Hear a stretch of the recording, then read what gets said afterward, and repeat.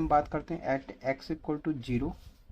तो x equal to zero के लिए मैं बता देता हूँ कि कैसे कंटिन्यूटी चेक करना है। इसके लिए आपको लिमिट फाइंड आउट करना है। तो लिमिट लिमिट और लिखेंगे एक्स टेंड्स टू जीरो और लिखेंगे एफ एक्स, ठीक है।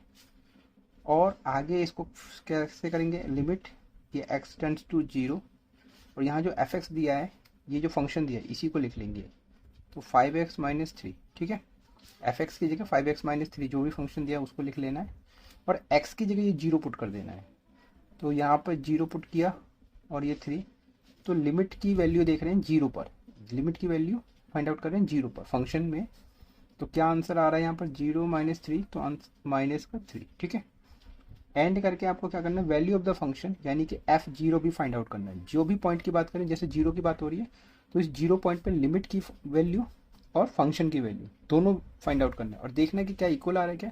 तो एफ जीरो फाइंड आउट करना है। एफ जीरो मतलब एक्स की जगह डायरेक्ट आपको जीरो पुट कर देना है। तो यहाँ पर जीरो पुट कर दीजिए।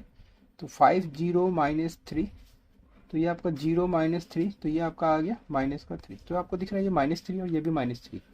तो लिमिट की वैल्यू जीरो पर -3, फंक्शन की वैल्यू जीरो पर -3। तो आपको लिखना क्या है, क्लियरली लिख देना है। क्लियरली क्या हो गया, दोनों इक्वल आ रहा है। तो यहाँ पर लिखना है लिमिट की वैल्यू जो है x इक्वल टू जीरो, ये और ये है f जीरो के इक्वल आ रहा है। तो there for F is continuous. f जो होगा वो क्या होगा, कंटिन्यूस होगा at x equal to zero. तो ये x इक्वल टू जीरो पे कंटिन्यूस होगा, ठीक है। तो ये अभी हमने किया x इक्वल टू जीरो पे किया। इसी तरीके से आपको क्या करना है, एट x इक्वल टू अब किस पे करना है, -3 पे। तो -3 पे भी सेम प्रोसेस करेंगे। तो लिमिट फाइंड आउट करेंगे। तो लिमिट लिखिए, लिमिट और लिमिट की वैल्यू x टेंड्स टू -3 और यहाँ पे लिखना है एफ एक्स। फिर आपको क्या करना है, लिमिट ये आपका x टेंड्स टू -3 और एफ एक्स की जगह जो जो फंक्शन दिया है वो उसे लिख लेना है। तो ये आपका 5x-3 हो गया। फिर क्या करें, x की जगह ये आपको -3, तो 5x की जगह -3 और -3, तो ये आपका माइनस का 15 माइनस का 3, तो क्या आएगा माइनस का 18, ठीक है। अब एंड करके लिख लेना है वैल्यू ऑफ द फंक्शन यानी कि f-3 भी फाइंड आउट करना है फंक्शन की वैल्यू -3 पर। ये तो हमने लिमिट की वैल्यू देखा, अब फंक्शन की वैल्यू। तो फंक्शन के लिए आपको डायरेक्ट क्या करना है, ये जो फंक्शन दिया है इसी में x की जगह यहाँ पर डायरेक्ट दिया है ना, तो डायरेक्ट हम पुट कर लेंगे। तो ये आपका क्या होगा f और यहाँ x की जगह -3, तो -15 -3, तो ये आपका आ गया माइनस का 18, ठीक है। माइनस का 18 आ गया। तो इस तरीके से ही देखें तो दोनों इक्वल आ गया। तो आपको लिख देना है फिर से वही बात क्लियरली। क्या लिखेंगे, क्लियरली कि लिमिट की जो वैल्यू है कहाँ पर, x टेंड्स टू -3 पर, इक्वल आ रहा है कहाँ पर, f-3 के इक्वल आ रहा है। तो देयरफॉर आप कह सकते हैं, क्या कहेंगे कि f जो है वो कंटिन्यूस होगा, f is continuous at x equal to -3, ठीक है। ये आ गया यहाँ तक समझ में, उम्मीद करता हूँ समझ में आ गया होगा। सेम प्रोसेस आपको एफ एक्स इक्वल टू 5 के लिए करना है।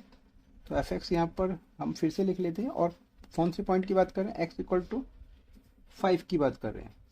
तो लिमिट देखेंगे तो एक्स टेंड्स टू 5 और ये आपका हो गया f x, limit x tends to 5 और 5 पे चेक कर रहे हैं। तो 5 पे क्या होगा, 5x-3, तो ये आपका लिमिट हो गया, x टेंड्स टू 5 हो गया, 5 हो गया और यहाँ पर आपको 5 पुट कर लेना है -3। तो जब भी x की जगह वैल्यू पुट करें तो लिमिट हट जाता है। तो ये जो टोटल वैल्यू आएगा कितना आएगा, 25 - 3, तो ये आपका 22 आ गया, ठीक है।